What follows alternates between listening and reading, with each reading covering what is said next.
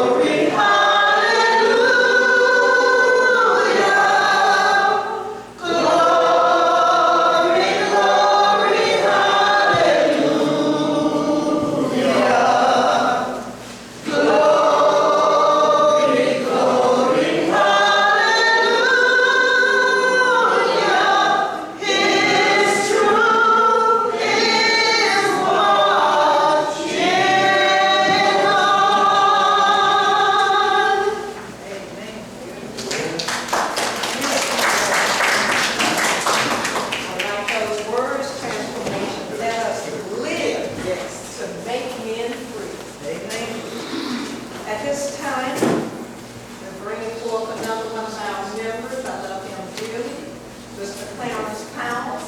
You need to come to our meetings just to hear him eloquate. Right. He is so good with the use of the English language and the wisdom just kind of gurgles all over us. And among you. Good afternoon. If you allow me, then I would say good day instead of good afternoon. Well, it is a good day. It is a good day. It's a good day for the North Carolina Highway Markers Program. It's a good day for the memory of Will. It's a good day for me. For in my history, and my cousin from Halifax County and out from Washington County, we share an experience similar to what Will shared. But that would be another story for another time. This day is about Will. And it's a good day for the memory of Will, who even though they had enslaved his body, they could not enslave his soul. For he built this idea from inside him, and before he would let someone else use it, then he would destroy it. So it's a good day for the memory of Will. And then it's a good day for America. Why? In this preamble, he said, life, living in the pursuit of happiness. This was that first promissory note of life. Liberty was to come later. And now we're still waiting for that to happen. But, like in the words of Martin Luther King, we may not be there when it comes. But I hope and I pray that the Phoenix Historical Society will be there, when the story will be told, and it will be told in the right way. And again, I say to you, welcome you on this good day. Thank you.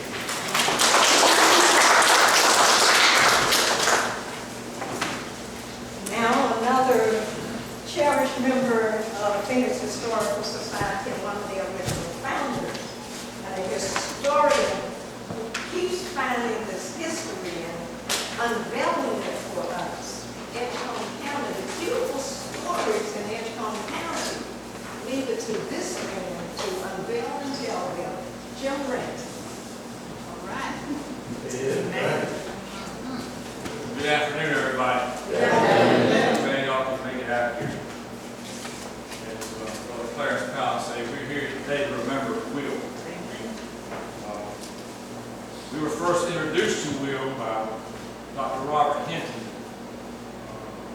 in the opening of his landmark book on Edgecombe County Reconstruction called The Politics of Agricultural Labor from Slavery to Freedom and Cotton Culture.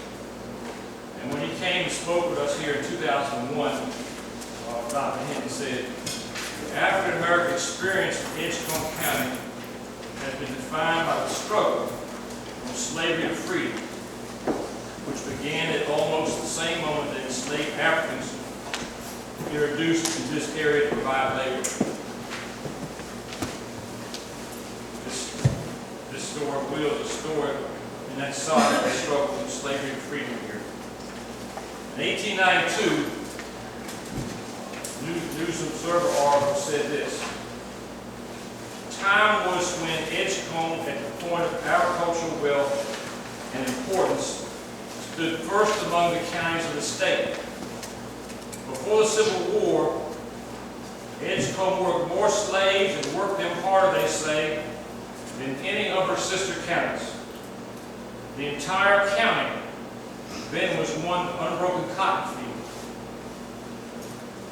And we're gathered today in the midst of those cotton fields along the Tarboro River that was the source of wealth, where thousands of African enslaved people worked from Kansas City to Kansas City to produce the cotton, to produce the wealth that came out of Edgecombe County. We're right here in the heart of that. What's known as Dunbar at that time was a 2,600-acre plantation called Fall and Run Plantation. owned by Richard Hines of Old Sparta, then he sold it to Henry Mordecai, or brought in 1852. But this plantation was bordered on the west and south by the 5 plantations of James Smith Valley. Coming out on this side of the river, coming out of Rocky Mountain, you go through Cool Spring, and a lot of y'all know Cool Spring is still out there. You know, it's still, the name is still there. Then you went to Shellbank, where Pittman Grove Church is on Shellbank Plantation. Then came here on the south side, James Smith Valley's plantations ran from Rocky Mountain Mills, which he owned, down to the Tarboro River to Flag Marsh. Then went to Poker Island, which people know as the Cox Farm later on. And then to Walnut Creek, which is right due across the river due south here, south of this, on the south of the border of this plantation. And Walnut Creek is where this incident took place on January 22nd, 1834, where Will had made a hoe with his own hand. And he was ordered by a slave foreman to give it up to someone else. The slaves didn't own anything, but he took ownership of what he had produced with his own hands and said before someone else would use it, I'll break it too. And he had to fight for his life just for that act of resistance, the conditions of slavery. So it led to a very famous case. Edgecombe, Tarboro native and famous historian John Spencer Bassett in 1898 commented, "One of the most remarkable cases ever tried in North Carolina courts was the case of the State versus Will. It was the most important case on the subject of slavery and fixed the slave's right to defend himself against the cruel and unjust punishment of a master. It was quoted and commented upon extensively throughout the Union. It fixed forever afterwards the rights of a slave in cases like this one under consideration." So we want to honor Will and the continued struggle from Will onward. Remember, even 50 years after Will, on this plantation here, workers organized the Knights of Labor at New Hope Church, just down the road from here. So we're here today. The Dunbar community is a legacy of these people who worked on these big plantations and made along the Tar River, where this story takes place. That's our purpose today. Thank you so much.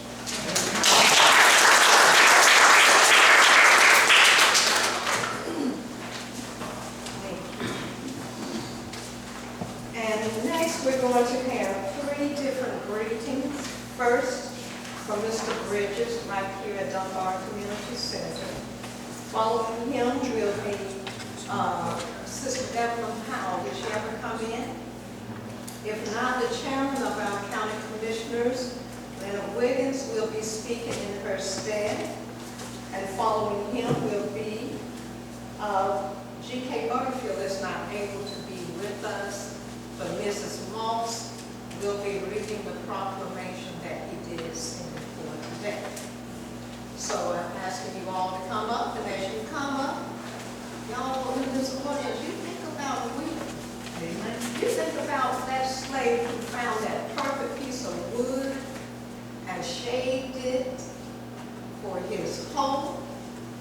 He's sharpened that hoe. You think about the effort that goes into making the tool that makes your work easy.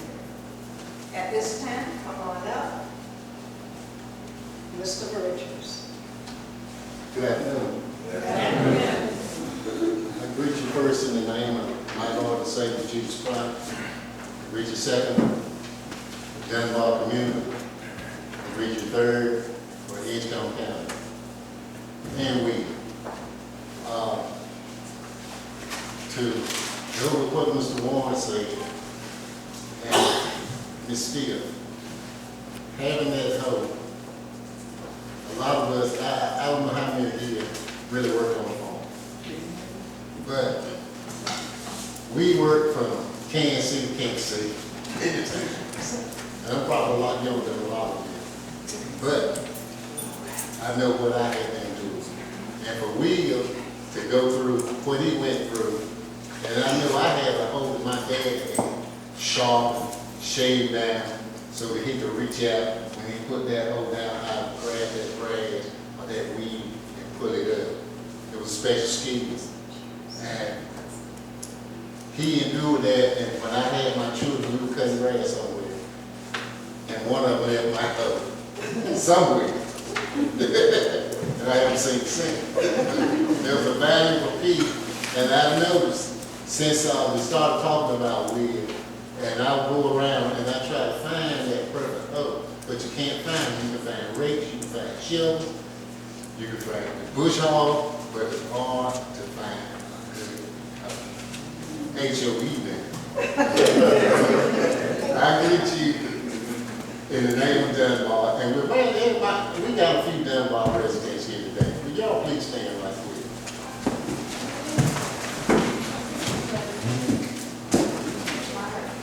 Thank you so much.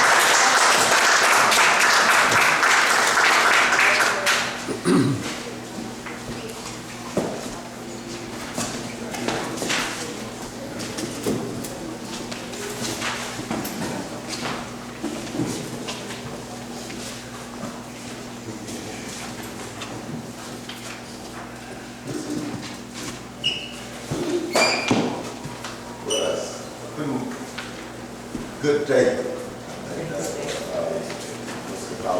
This is a good day. On behalf of the Wilson County Commissioners, we'd just like to welcome you to this dedication. And it's been my experience. These are dedications that I don't like to miss. I don't like to miss them because each time there's a dedication, it really is a history lesson for me. I didn't know about it. I didn't know about the hope. But to translate that into today, my hope today is the county.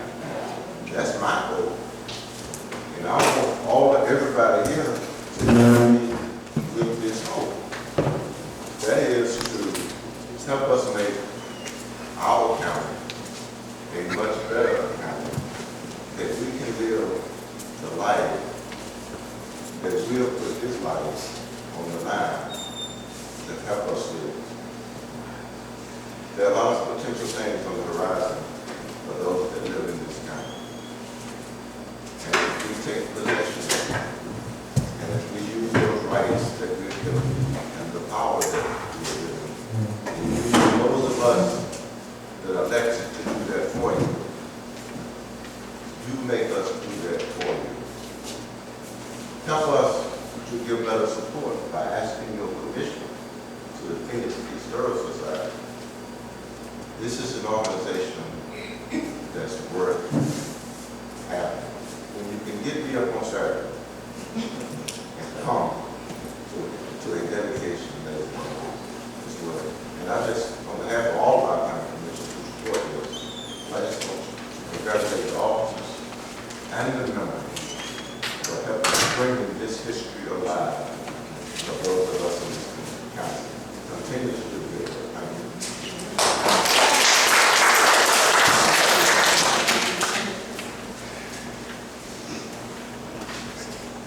Good afternoon.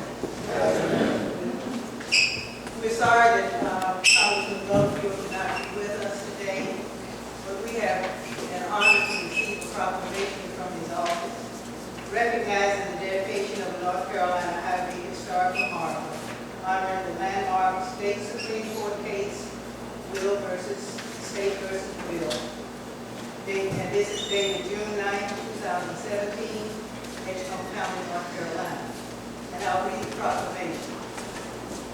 Whereas on January 22, 1834, Negro Will, a slave of James S. Battle of Edgecombe County, engaged in an altercation with Battle's slave foreman, Allen, regarding the possession of a hoe. As a result of the dispute, Will broke the hoe and then went to a nearby cotton mill to work.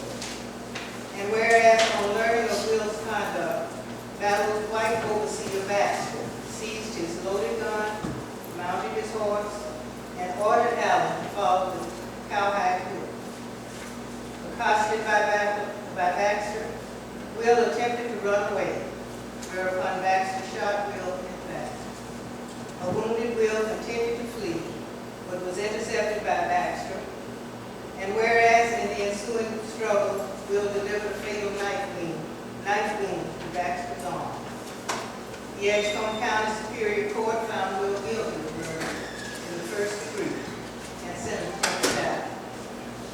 And whereas after investigating the matter, Battle became convinced that Will acted in self-defense under extreme provocation. Determined to see that Will receive justice, the slave owner engaged two leading members of the bar, Bartholomew F. Moore and George Washington Mordecai, to represent him. And whereas, as Battle paid to Attorney Moore the extraordinary fee of $1,000, Moore and Mordecai took Will's appeal to the North Carolina Supreme Court, where they were opposed by Attorney General J.R. Daniels. And whereas in his brief and oral argument before the North Carolina Supreme Court, Moore demanded that the law display humane attitude toward Will. He maintained that Chief Justice Thomas Ruffin's 1829 decision in State versus John Mann, in which Ruffin had written that the power of the master must be absolute in order to render the submission of the slave perfect. And that was a bar to the variance with prior case law. And whereas the North Carolina Supreme Court unanimously reversed Will's conviction. Now therefore, I, G.K. Butterfield, United States Congressman for the 1st Congressional District of North Carolina, do hereby recognize the intersection of US 64 Albany and Dunbar Road in Edgecombe County, North Carolina, in honor of the landmark North Carolina Supreme Court case, State versus Will. I present this proclamation in recognition of this occasion. And this is signed by G.K. Butterfield, Member of Congress, 1st Congressional District, North Carolina. All right.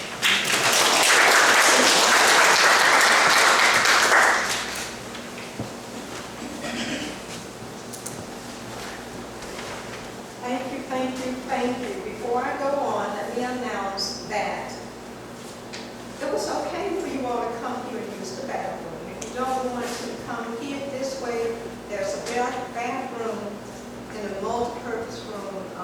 This is the multi-purpose room, but in the other center, right down the hallway, there's a bathroom for your use. But this one, it's okay. Take care of nature, okay? All right. I just want us to refocus for a minute. Just think about that proclamation. Think about Will, a slave. He couldn't even go to court. I don't even think he could go and sit in that courtroom. But think about this slave holder who had the respect for a human being and the rights of a human being that he thought he should have the right to defend himself. And like I said, people hadn't paid $1,000 to defend anyone in court. But he paid it to have Will defend. Will has only one name because we were slaves. We didn't have a whole identity. You can't track down Will and where his family was. So once again, we got lost identity. But stories are not lost, and I'm glad and appreciate the Phoenix Historical Society for uncovering this story. And at this time, to talk more about history, uncovering history, the story of Will, our beloved Dr. David Denard, who is the director of the African American Studies at East Carolina University. Right down the road from here, we got the rich human being who, when I say rich, I'm thinking in terms of quality and knowledge. I don't know how much money is in his pocket, okay? But he brings us a lot of knowledge, and he's going to bring it to us today. also a member of the North Carolina Historical Commission. Dr. DeMar, come on up.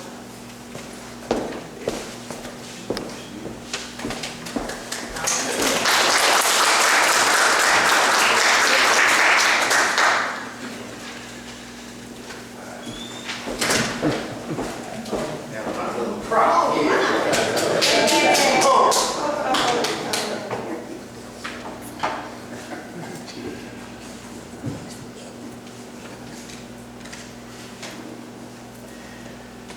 Good afternoon. I am excited to be here on this Saturday afternoon as we honor and commemorate the deed of a slave known only as Will, an enslaved person. We are all standing on the shoulders of individuals like Will. He probably never knew that we would be making this kind of fuss about him. He was just about the business of doing his work, not bothering anyone, but somehow there was a period when he needed to assert his humanity, his agency.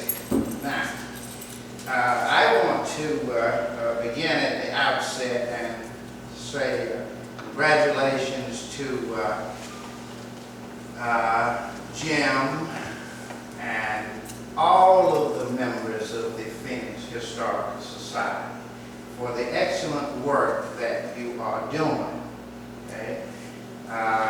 It is not easy to do this kind of work in 2017. So Jim says that, and I heard earlier that this is the 6th request that you have made to the North Carolina Highway Historical Marker Advisory Committee. And they have approved 6 requests now. And as a member of that group at one point, I was a member of that group at one point, I know it's not automatic that you get your request honored. They require that you do a lot of research to justify why a marker should be erected in the name of an individual or an event. And some persons are not successful the first time in making their request. They go back a second time. They're not successful the second time.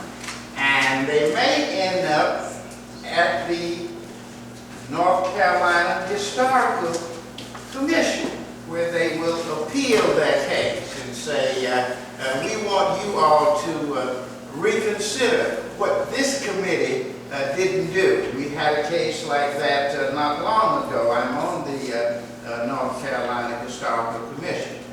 So it requires quite a bit of work in preparing a request. And it is great that you all have done that kind of work and you've been successful, and I would say full speed ahead.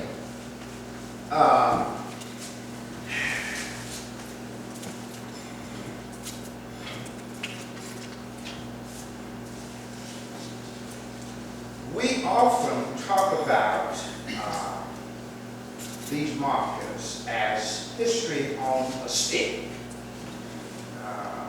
because it's important to try to compress as much history as possible into a few lines so that you can fit it there. And that's one of the things that the committee is concerned about, you know, how concise and accurate you are in presenting the information that will fit on this sticker.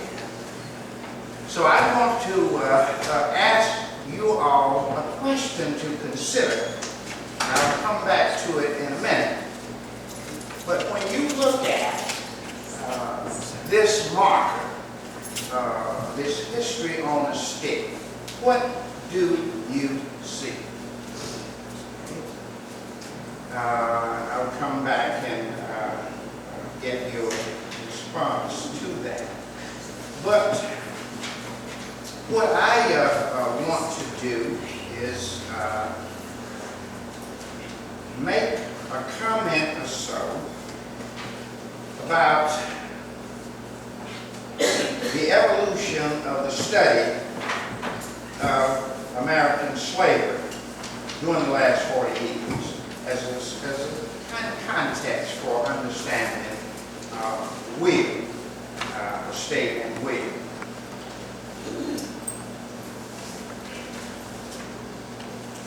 From the time that African Americans were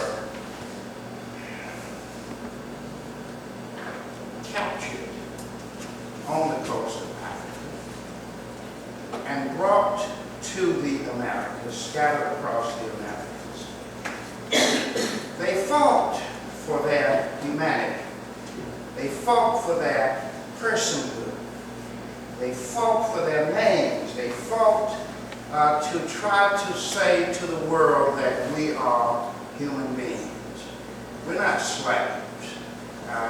We are folk who were captured, human beings, and enslaved. One historian has said that this Atlantic slave trade that was responsible for scattering folk throughout the Americas had two primary edges, and these edges cut the deepest and touch each to the quick. One edge was the separation of the African from a society and a community that held all meaning for him. And the second one was his conversion into a marketable object. So you are taking the African away from his community, changing his name, giving him a new name. And then you are trying to convert him into a marketable object. He becomes chattel property. So throughout the long period of history, these enslaved Africans made their case in various ways that we are not chattel property, we are human beings. And now we are beginning to see the fruit of some of their labor, where others recognize that they were also human beings, as in this case, the wig. But that's not what the early historians told us. We have a major historian who published a book in 1918 titled American Negro Slavery. And the author was U.B. Phillips, Burritt B. Phillips. And he set forth in that book some principles or guidelines that other historians would follow, all the way up through the 1960s. And he said that these enslaved Africans were Sambos.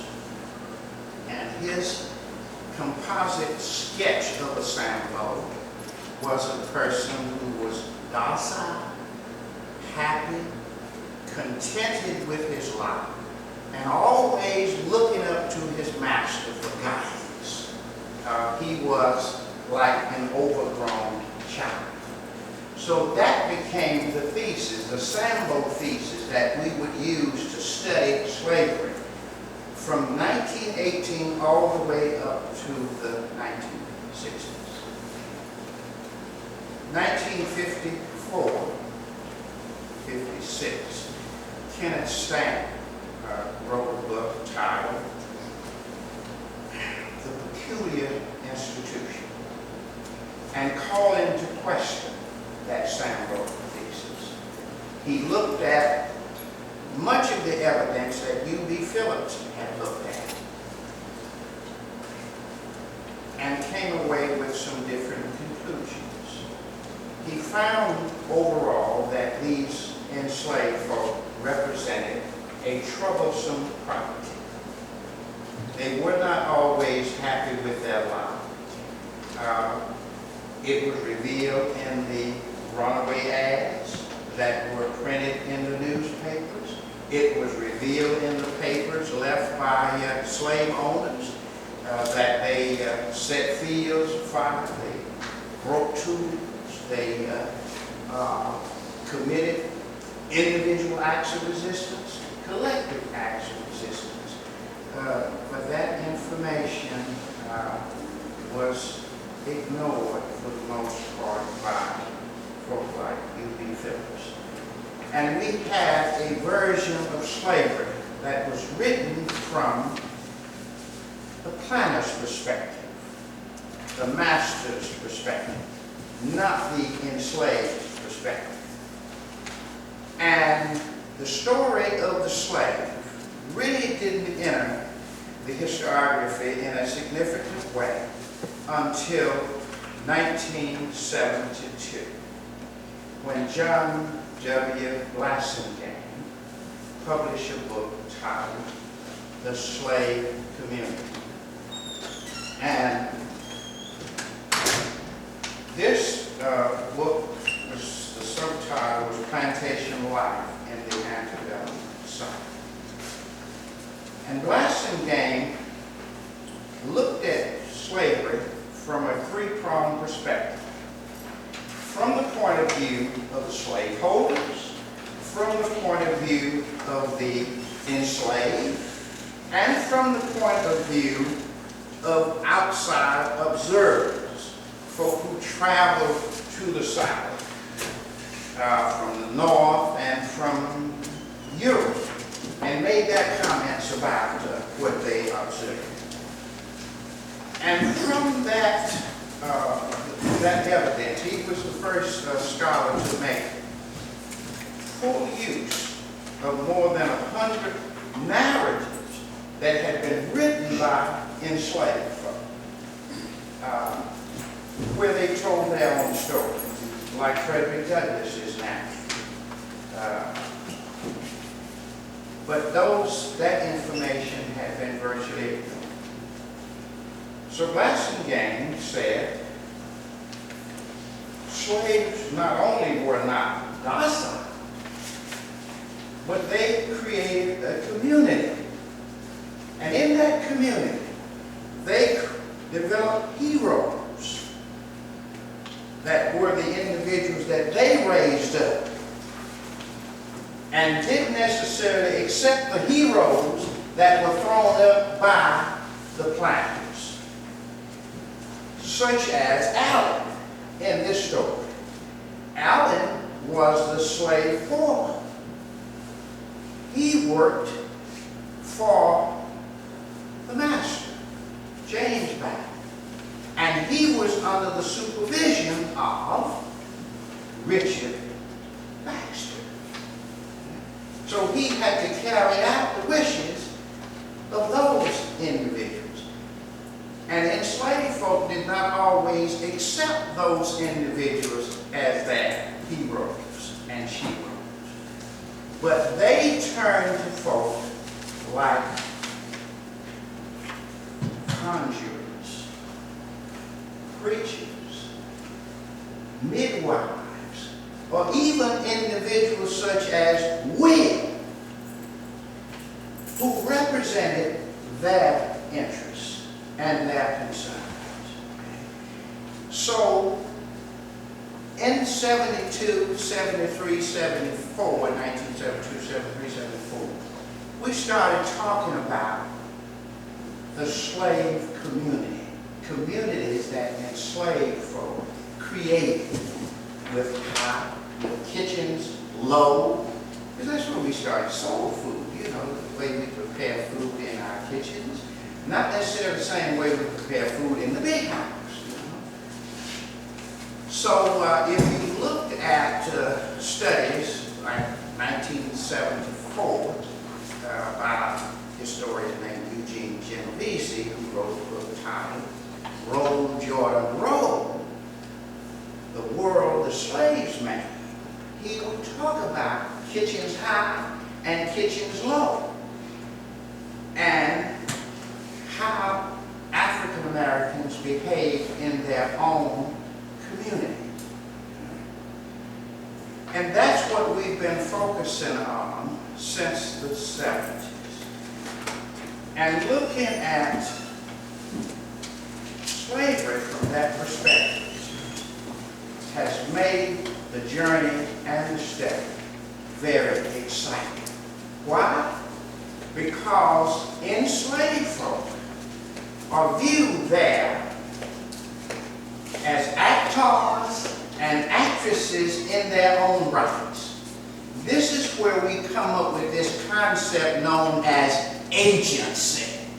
See?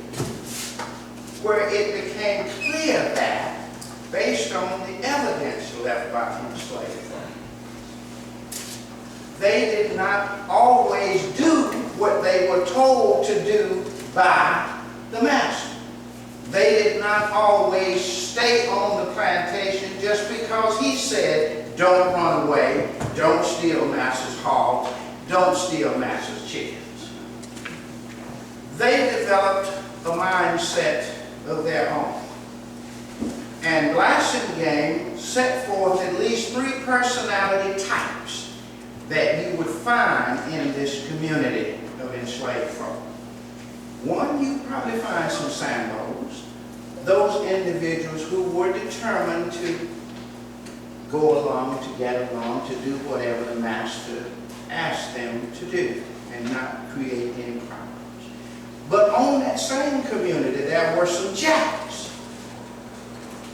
And Jack was the type of enslaved person who would do what he was supposed to do if you didn't push him too hard. If you pushed him too hard, he would push back. The other person on that community would be an individual such as Nat Turner, who would organize a slave revolt or slave conspiracy and try to put to death all of these enslaved folk, slave masters and slave holders who were trying to enslave them. So Blasingame helped us to understand the diversity of the enslaved community, which is what we understand now.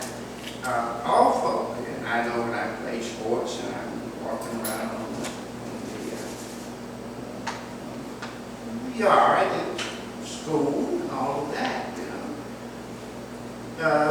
There are individuals who are just determined to bully you.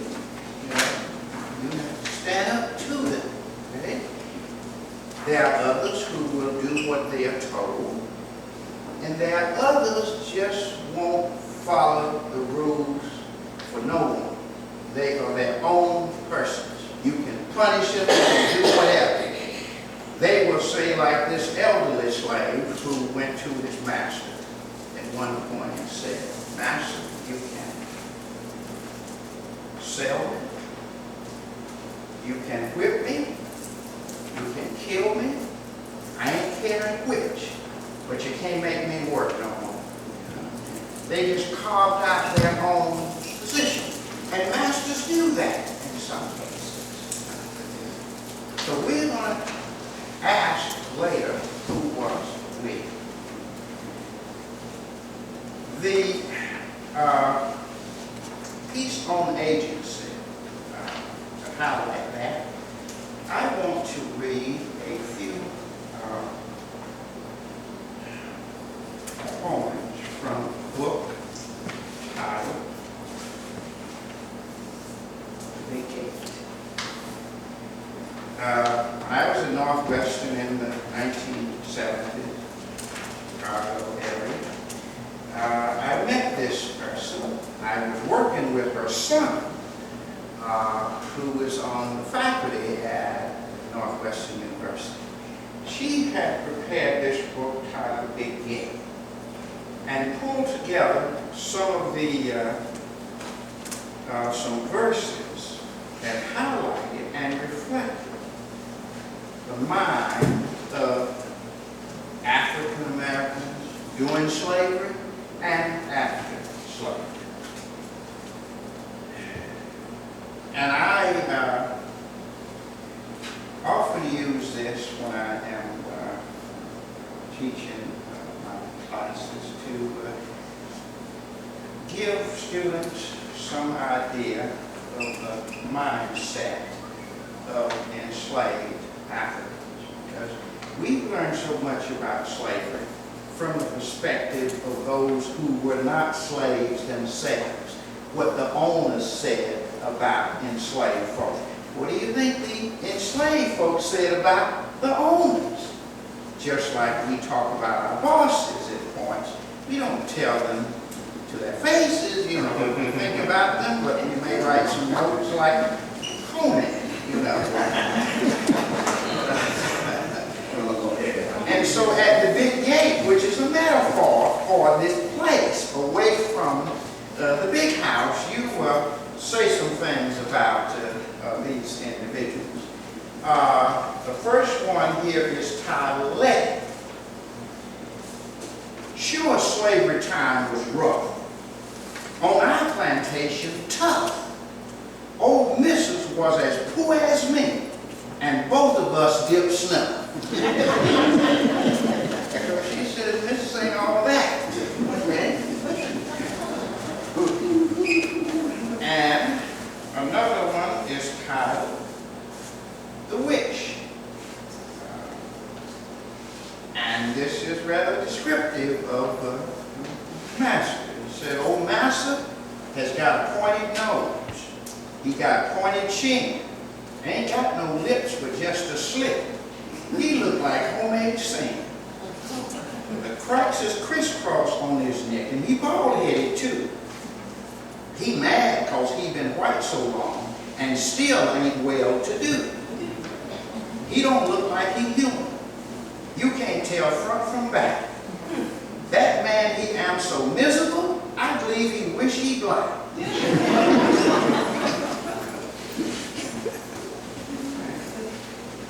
And another one is titled House Niggas. Now, the slave driver or foreman would kind of fall into that category as a house Negro. Malcolm X talked about these in the 1960s, and so we still got some house Negroes running around here, some field Negroes and all of that. But the house Negro was the one who wanted to do everything his master wanted done and wanted to look out for his master. He cared more about his master than he cared about himself. That's what we've been taught. So this one says, 2 times they call us from the field and tell us old Moss is dying. 2 times house niggas huddle up and all of them is crying. I sick of looking at that sight and ask them why they cry. They say they tired of waiting. Moss take too long to die.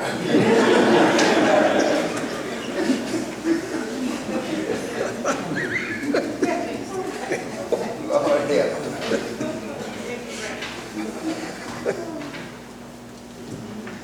Now, there is one titled Runaway, and the most common act of resistance, running away.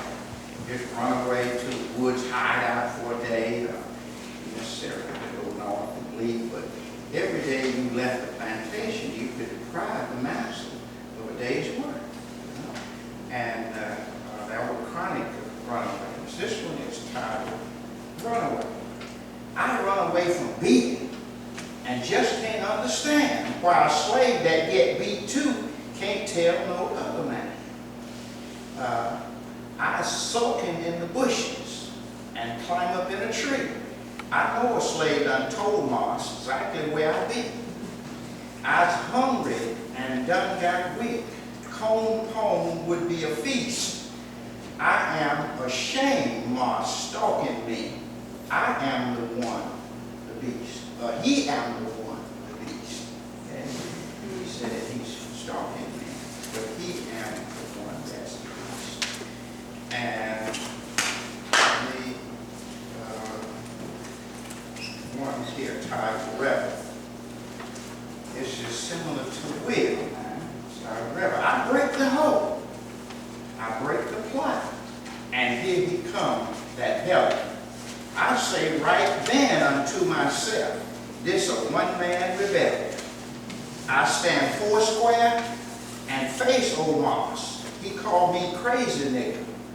I rush him and I take his gun, and then I pull the trigger. My time is coming, I don't care if they hang me from a tree. By being crazy like a fox, I sent Moss ahead of me.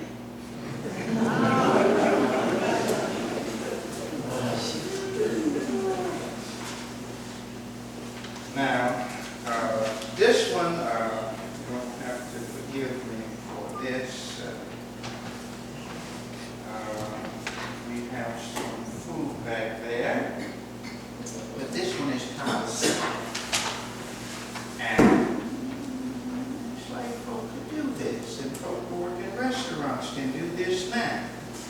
She clear her throat and spit in soup and do it 3-4 times.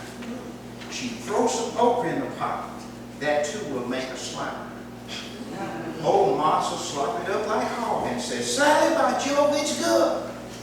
And Sally say, I sure is glad. I done the best I could.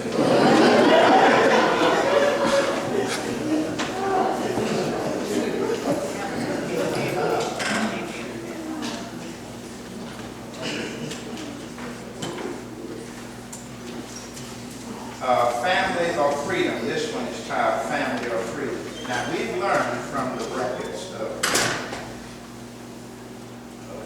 left by the slaves that they cared a great deal about family members and would avoid just leaving the plantation without trying to visit relatives, in some cases taking them with them. But we were told in some cases from the Halifax perspective that enslaved folk had no real high regard for family. So this one goes this way. To get my freedom, I would chance my life, but I ain't running and leaving my wife. I had a chance just yesterday. Could have been gone far away. Old Moss was drunk and the driver man too. Neither was watching as they always do, but I'll stick out this lowly life. I ain't running and leaving my wife. And the last one here is titled Mandate. Just made it a little extra. Old Moss is a pot-bellied man. That man can't see defeat. Comes siding up real close to me like he am in the heat. He puff and blow. Then he say, you wench, I'm going to grind you. I step aside and laugh at him. I know he never find me.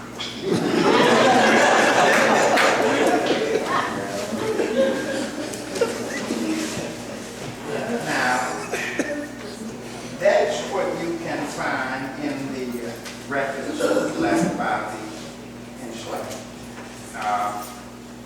Sterling Stuckey, son of this author here, wrote a piece titled Through the Prism of Folklore.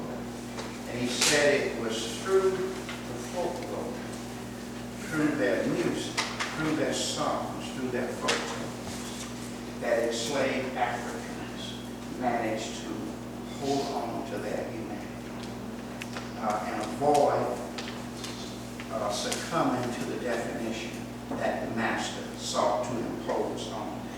When they sang songs, for example, I got you, you got you, all God's children got you. When I get to heaven, I'm going to put on my shoes and walk all over God's heaven. So they were affirming that all God's children got shoes. And they knew how they were being taken advantage of in some cases when they said, we raised the wheat, he give us the husk. And that's the way the text. So these scholars who changed this paradigm on slavery were able to get inside of the minds of these enslaved. Look at the music they have. These songs that we sing as spirituals were created by these unlettered slaves and passed along by word of mouth. They were not written down until the Civil War. They were kept in this oral folk story history. But that's where they would reveal their mind. And then there are large collections of rabbit tables, where a rabbit projected, the enslaved folk projected themselves through the couch of Brer Rabbit. He was the smallest creature in the forest. But somehow he managed to outwit the larger foes, like Brer Bear, Brer Fox, and all of that. So we have been examining these tales to get inside of the mind of these enslaved. Now let's go to Will. And I want to learn from you what you see when you observe this history on a stick. And you have a description, you know, to have some details of the case on your program. Okay. What do you see? Who was Will? What kind of community did Will come from? What was his occupation? What kind of, person was he? Do you know what a cotton screw was? Now, Will worked at this cotton screw. That's at some point later, Jim, we'll have to get a slide of a cotton screw. It's a contraption with a platform where you put cotton in a hole there and press comes down and it puts it in a bale. So that's where Will was working, at this cotton screw. Not a cotton gin, but a cotton screw. And it doesn't appear that a wimpy kind of person could do that kind of work. So Will's persona, he's presented as, with a name like Will. You would think he's kind of a man's man, Will. He's taking his stuff. Okay? So Will probably was something of a skilled craftsman. He made his own home. And the problem developed in this case when the foreman wanted to give Will's home to another enslaved person. Will had ownership of this. You can't do that. Before I let you give my focus on this, I'll just break it. So he broke the hoe and went down to the cotton screw. And the foreman then told the overseer, Richard Baxter, that this person, Will, did not follow the order that I gave him. And so it appears that Baxter said, then I'm going to have to take it upon myself to go and discipline this individual. So he goes over the objection of his wife, takes his gun, and then tells the foreman and maybe another enslaved person to follow me as I go down to confront Will. Will saw him coming, apparently, and Will came down from the platform. They had a conversation. Didn't go, I guess, the way Will wanted it to go. And Will took off. And that's when the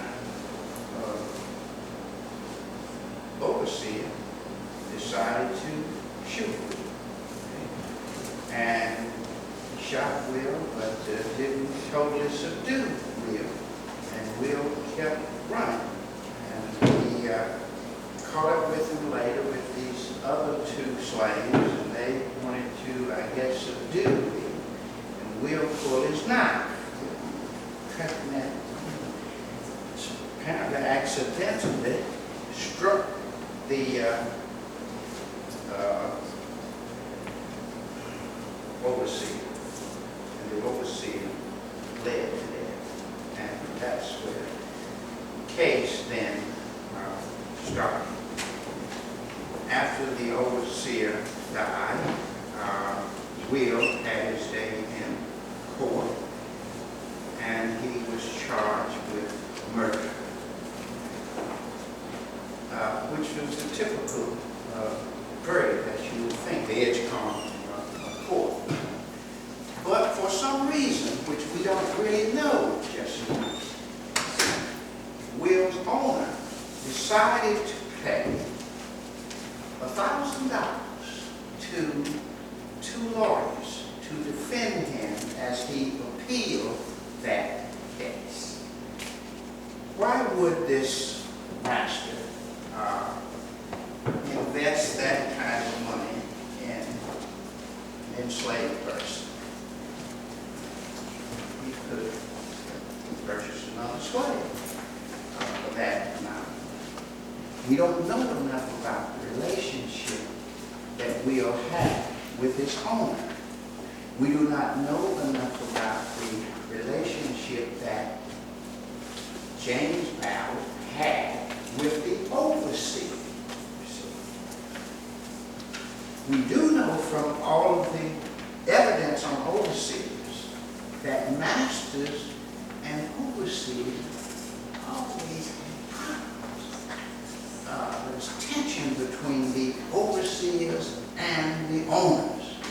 Owners are always talking about the difficulty of finding a good overseer, who would protect their property and behave so forth and so on. So it may be that this overseer had overstepped his boundaries. And this was a way for this owner to then assert his hegemony. And that's what we need to know, of course, more about the relationship of Will and his owner, and the relationship of the overseer and the owner. But what is most remarkable about this case, as it went to the Supreme Court that had been established in 1880, relatively new, and William Gaston heard this case.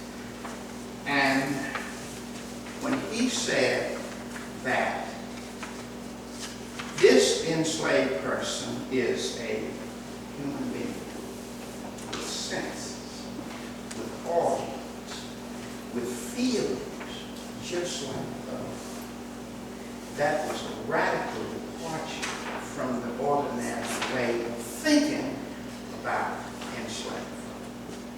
Because the case prior to that, State versus Knight, had ruled that a master has the right to behave in such a way so that he exacts perfect submission from his enslaved person. And that case was overturned here with Gaston. Now, we've seen information on Gaston, who was a Catholic, New Bern, all of that. Supposedly he had some concern about brutality of slavery, and that it was just too much for these human beings to be treated like individuals that were not human beings. So he took it upon himself then to say that masters should have control over their slaves. Master's power is absolute. But it should not go so far as to prevent the slave from defending himself. It should not go to the point of just destroying the person's life. I'll give you an example here now. You read the narrative of Frederick Douglass. This is classical now. Frederick Douglass talks about a slave that refused to be whipped by the overseer. He ran into the water. The overseer gave him 3 times to come out of the water and accept his punishment. This enslaved person refused to come out, and on count of 3, the foreman, slave foreman, simply blew his brains out. Nothing was done about that. That's generally what happened. That's the way the law stipulated things should be before the case of the state versus we. So this is the first time that state Supreme Court has said these are human beings. Certainly they are degraded by slavery, but they are human beings. And that was precedent set in this case. And from some limited information I've seen on this is that one of the justices in the Dred Scott case, you know, the Dred Scott case, 1857, that's the national case, where Chief Justice Roger B. Taney said that Dred Scott had no right to bring suit in the courts in the first place because the Constitution doesn't recognize a slave or a free black as a citizen. He went on to say that a black person has no rights that a white person is bound to respect. Justice Curtis dissented in that case, and he referred back to Gadsden and some of his rulings, where he had ruled that in the case of the free black, that free black is a citizen and has the right to citizenship. So what this case says, generally, is that North Carolina was a little different than some of these other slave-holding states in defining personality, person of an enslaved person. Now, you know North Carolina is somewhere between Virginia and South Carolina in terms of its character of slavery. Slavery was never as big here as it was in South Carolina in Virginia. But it was still slavery, just the same. Now, we, Mr. Rand, I think you have found something here that you want a little more attention. Okay? Because we need to try to situate we into the Edgecombe County community. We learned from some of these records about the overseer, Alfred, but we don't learn much about we. We learned that the overseer had disconnected himself from the African community. Didn't believe in religious practices and all of that. That's what we see from some of the records left. We don't know where Will is situated in the Edgecombe County community. There may be some folklore on Will somewhere. You know, Nat Turner. Before Nat Turner emerged in 1831 to carry out his deeds, folk had already had been calling him Prophet Nat. Knew that he was different from the rank and file of enslaved folk. So there should be some memory here of an enslaved person known as Will. If we seek out, you know, these reservoirs of information, that's what we need to know. Will, we know from his wife that Will, after he was, case was overturned, he was sent down to a plantation in Mississippi. Plantation in Mississippi, he killed African-American, slave African-American, and he was hanged for that. His wife came back to this community, and she's reported to have said that Will had a, not exact word, a streak of bad luck. He got away here with killing a white man, but down in Mississippi, he was hanged for killing a nigger. So the name of his wife is given to us in some of those Planet Center records. But we don't know whether he had a wife here before he was sent down to Mississippi, or he took the wife or whatever. We don't know anything about his family life from the records I've looked at.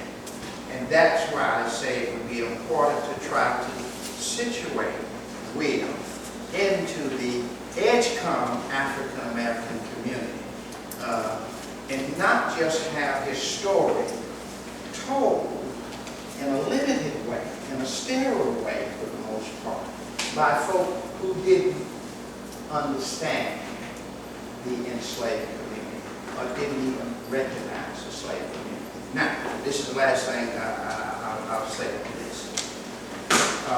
Mr. Wren lured me into talking about this over some objections that I generally had related to visiting slave plantations and talking about the he story, the he this, and all of that, without getting information on the enslaved. Okay. Somerset Plantation in Washington County is about the only plantation that I've visited more than once, because there they tell a full story of what happened to the enslaved folk, old Sookie, and all of that, and give the life story. They tell the story of the overseer. They tell the story of the master. But in so many places, you just learn about the master and what went on in the big house. And I'm not really interested in hearing more about that. I want the whole story. You don't have to put these enslaved folk on the veranda, but don't make them invisible because they were there. Now, in the records that I've looked at, this person had at least, Battle had 5 plantations, pretty large slavehold. But we don't have any markers, you know, to show where those slaves lived. As if when we go to some of these places like Monticello, Jefferson's, all the enslaved folk he had, you'd have to dig in the ground to find a marker to say this was Mulberry Road where enslaved folk lived. They've been rendered invisible, in other words. And so Will, to some extent, despite the importance of this case in making legal history, he's still rendered invisible to some extent when you think about the Edgecombe community of enslaved folk, and that's what we have to work on now that the Phoenix Historical Society has gotten us all worked up about the importance of Will. We want to know who Will was. Because he must have been some kind of man to behave as he did. I mean, he took those shots and his back and still didn't go down. And he fought off, you know, the people who came after him. We don't know whether he had been a troublemaker prior to this, or whether he had just been a jack, go along to get along and all of that. And so it would help us then to know more about that. And Mr. Wren, I'll be willing to come back and share some thoughts on situating Will in this Edgecombe enslaved community. Okay? Thank you.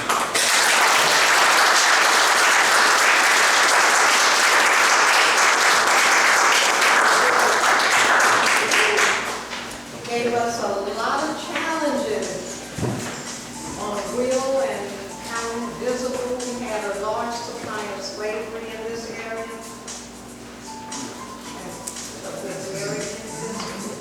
Very invisible. My grandfather, invisible.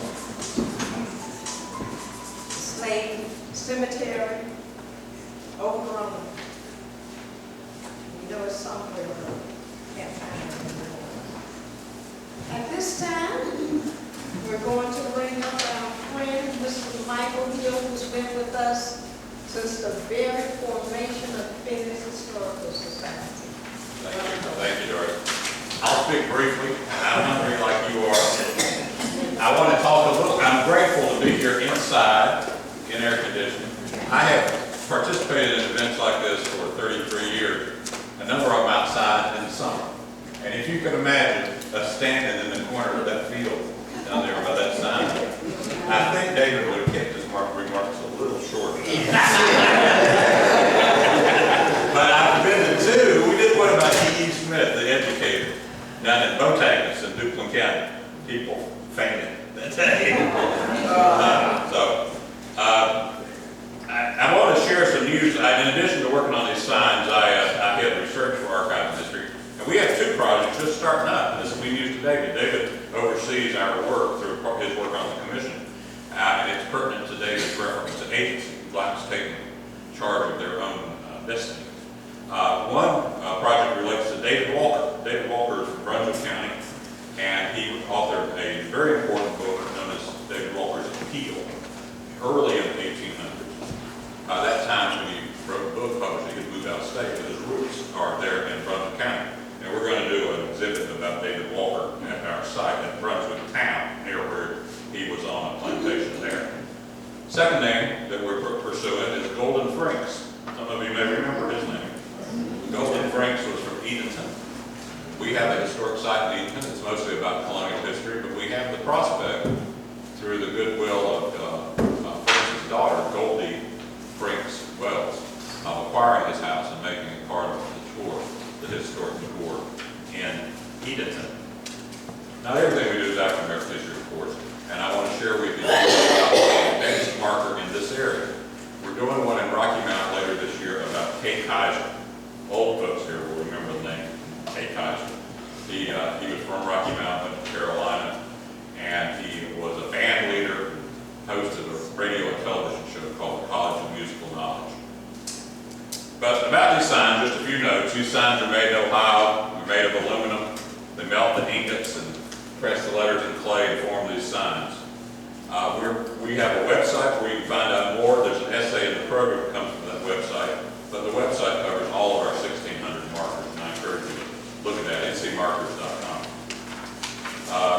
Committee David served on approves these markers, and it is, as David said, a tough thing to qualify.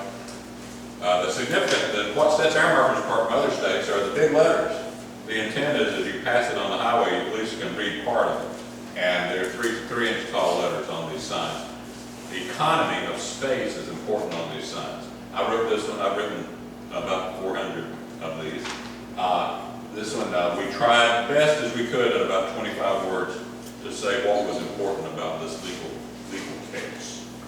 So it's our hope this marker preserves the memory of the legal case, State versus Will, and of Will, and their place in Carolina and U.S. history for years and years to come.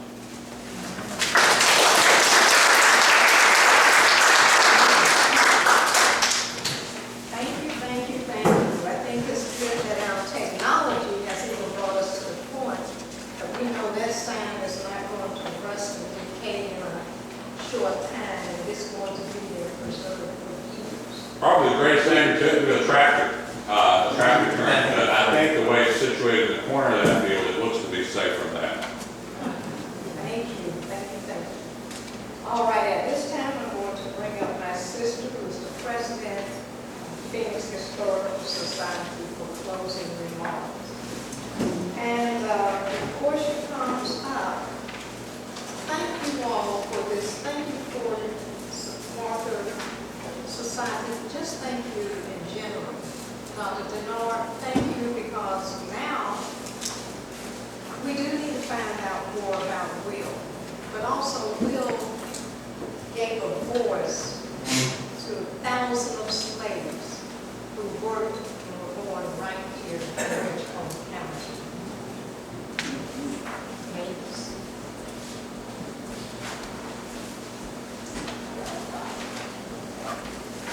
Good afternoon to everybody. I would like to say on behalf of the Phoenix Historical Society, we do appreciate you attending this program. It was one that was dear to my heart, especially Jim. This is one he has talked about for a number of years.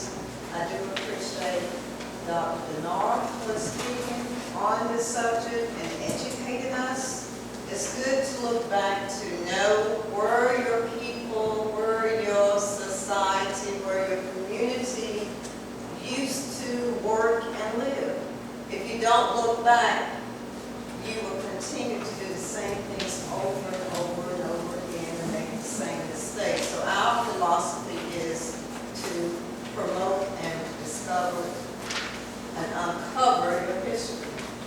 So on that note, please, please try to learn your community. Okay? There's one thing that I'm learning from this lesson is our government was based on the founders of this country and their philosophy and their thoughts on the government. The government system will work. It will work if we view it in the right content. Because we're all humans. And I do think the man that put the money aside, like you said, Dr. Denard, was the reason for doing this. That's a significant amount of money for that time period. So let's all remember that we need to work together, because right now in our history we're at a very divisive, dividing time of life. So let's try to work together. And thank you, Mike Hill. Thank you very much. And for everybody that gave a hand in this program. And most of all, thank you, Dunbar community, for letting us come into your facility. Thank you very much. And when you leave here today, if you have not already seen the marker, please travel, I guess, south. Cross 97, go straight, and you will see the sign at the end of this road. We're at juncture to 64 Alternate on your left. It's only a bit of a mile and a half from here. You got the time. It's just a sunny, bright, warm day. Roll your windows down, turn on your AC, and just take a mile and a half out of the way and see this wonderful marker in person. Thank you very much.